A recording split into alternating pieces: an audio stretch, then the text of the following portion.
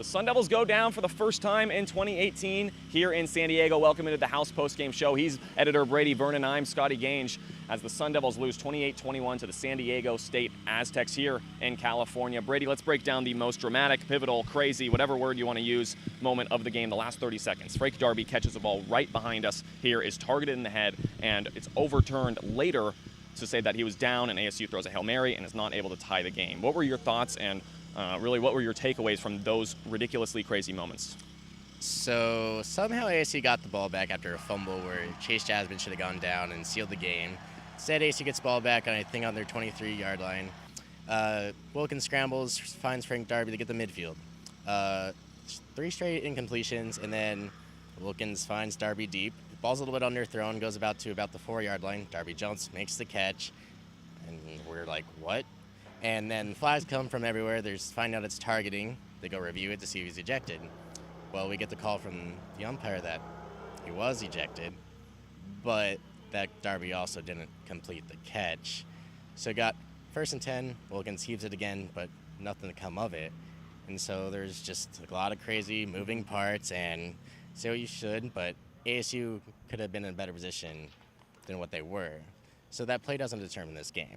Yeah, we'll definitely touch on that and how they should have been and could have been in a better position throughout the game. But it was a very confusing moment as we thought the umpires and referees went back to check to see if the player on San Diego State was to be ejected, which he was, but then they kind of pulled a rabbit out of the hat and said it was an incompletion as well. And of course, the Sun Devils lost 28-21 in what could have been a dramatic finish from the 6-yard line. But I want to take you back to the second quarter, and this game was, of course, all about momentum, and probably, except for this last piece, the biggest momentum swing of the game was Herm Edwards on 4th and 1, decides to go for it instead of kicking a field goal to go up 10.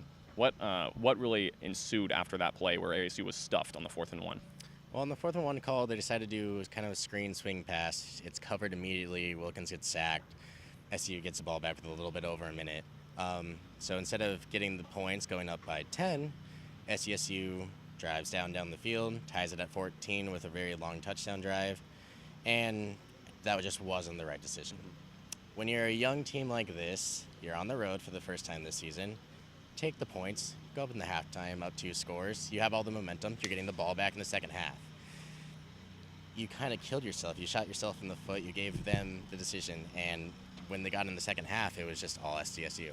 Yeah, it really was. For the first 26 minutes or so, SDSU dominated the second half. They put up 14 points as ASU just had 9 yards through really, the first 95% of that. ASU was able to come down and hurry up offense, score a touchdown right behind us to N'Keal Harry, and of course the madness that happened afterwards. But speaking on momentum in this game, of course, but also next week, ASU is heading up to Seattle. Is it time to worry now losing to SDSU, who, should I say, lost to Sacramento State last week and now having to play one of the best teams in the country in Washington? Yes, because they're the Pac-12 favorites. The first 2 wins were wins. All happy-go-lucky. They weren't perfect. There was a lot of things. A lot of things showed tonight. Sustaining drives was a problem. We saw that again.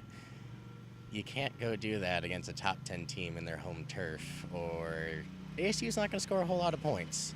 And when you can't sustain drives, we saw tonight the defense got tired in a hurry.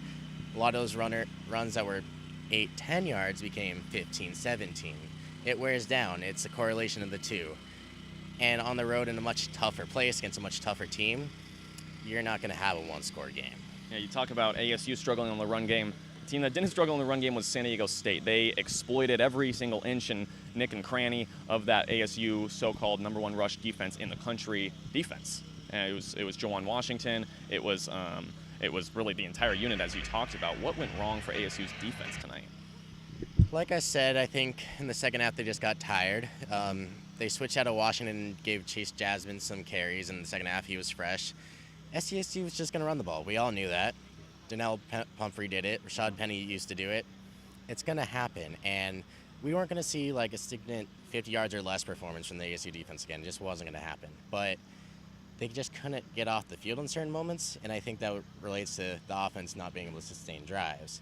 And that's good and dandy, try to make up next week, but this is a team that had plenty of holes last year rushing, and a lot of those guys are very young, and can they get over this is going to be the biggest thing, especially going to a tough opponent. Can they reset to what Michigan State and UTSA was? So we'll have to see. We have plenty to learn about this team still. Yeah, really only time will tell if the Sun Devils can bounce back from tonight's loss, 28-21 against the San Diego State Aztecs. Here in San Diego, one more time for the House postgame show. He's Brady Vernon. I'm Scotty Gange.